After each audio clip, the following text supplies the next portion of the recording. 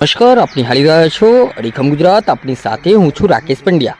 સમાચારની શરૂઆતમાં સૌપ્રથમ ચેનલને સબસ્ક્રાઇબ કરીએ અને નિહાળતા રહીએ દિવસભરના તમામ સમાચાર. આજે અમદાવાદમાં થયેલી ભયાનક વિમાન દુર્ઘટનામાં ગુજરાતના ભૂતપૂર્વ મુખ્યમંત્રી વિજય રૂપાણીનું નિધન થયું હોવાના દુઃખદ સમાચાર સામે આવ્યા છે. આજે બપોરે અમદાવાદથી લંડન જઈ રહેલું એર ઇન્ડિયાનું બોઈંગ 171 નંબરનું પ્લેન ટેકઓફ થયાની થોડી જ મિનિટોમાં ક્રેશ થઈ ગયું હતું. ક્રેશ થયેલ એર ઇન્ડિયાના વિમાનમાં 232 મુસાફરો અને 10 ક્રૂ સભ્યો હતા.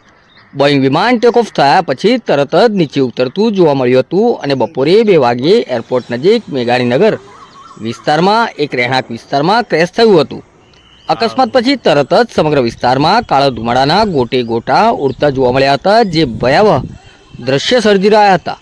ઘટના સ્થળે કટોકટી પ્રતિભાવ ટીમો તાત્કાલિક પહોંચી ગઈ હતી અને બચાવ, સ્થળાંતર અને અગ્નિશામક કામગીરી યુદ્ધના ધોરણે શરૂ કરી હતી. ઘણા લોકો ઘાયલ થયા હોવાની આશંકા છે અને તેમને શહેરની સિવિલ હોસ્પિટલમાં લઈ જવામાં આવી રહ્યા છે. આ પ્લેનમાં 242 લોકો સવાર હતા. વિજય રૂપાણી પણ આ ફ્લાઇટમાં પોતાની પુત્રીને મળવા લંડન જઈ રહ્યા હતા. રૂપાણીના નિધનના સમાચારથી ગુજરાતના રાજકીય અને સામાજિક વર્તુળોમાં શોકનો માહોલ છવાઈ ગયો છે. તેમના નિવાસસ્થાને ભાજપના નેતાઓ અને કાર્યકરો ઉમટી પડ્યા છે.